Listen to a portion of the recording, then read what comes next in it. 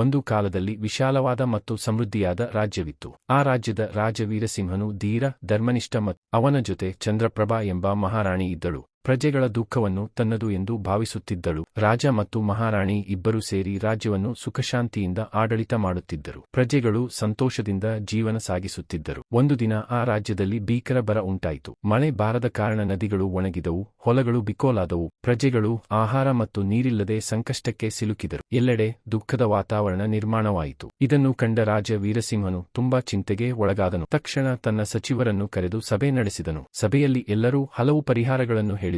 ಸರಿಯಾದ ಉಪಾಯ ಕಂಡುಬರಲಿಲ್ಲ. ಆ ಸಮಯದಲ್ಲಿ ಮಹಾರಾಣಿ ಚಂದ್ರಪ್ರಭಾ ಮುಂದೆ ಬಂದು ಹೇಳಿದಳು, ನಾವು ಪ್ರಜೆಗಳಿಗೆ ಅನ್ನದಾನ ಮಾಡಬೇಕು, ಜೊತೆಗೆ ನೀರಿನ ಸಂಗ್ರಹಣೆಗೆ ಕೆರೆ ಮತ್ತು ಬಾವಿಗಳನ್ನು ನಿರ್ಮಿಸಬೇಕು. ಮಹಾರಾಣಿಯ ಮಾತುಗಳನ್ನು ಕೇಳಿದ ರಾಜ ಸಂತೋಷಪಟ್ಟನು ಮತ್ತು ತಕ್ಷಣ ಕಾರ್ಯಾರಂಭ ಮಾಡಲು ಆದೇಶಿಸಿದನು. ರಾಜ್ಯದ ಎಲ್ಲ ಕಡೆ ಅನ್ನದಾನ ಆರಂಭವಾಯಿತು. ಬಡವರಿಗೆ ಆಹಾರ ನೀಡಲಾಯಿತು. ಇನ್ನೊಂದು ಕಡೆ ಜನರು ಸೇರಿ ಕೆರೆಗಳನ್ನು ನಿರ್ಮಿಸಲು ಪ್ರಾರಂಭಿಸಿದರು. ಕೆಲವು ದಿನಗಳ ನಂತರ ಆಕಾಶದಲ್ಲಿ ಮೋಡಗಳು ಕೂಡಿಕೊಂಡವು. ನಿಧಾನವಾಗಿ ಮಳೆ ಸುರಿಯಲು ಆರಂಭವಾಯಿತು.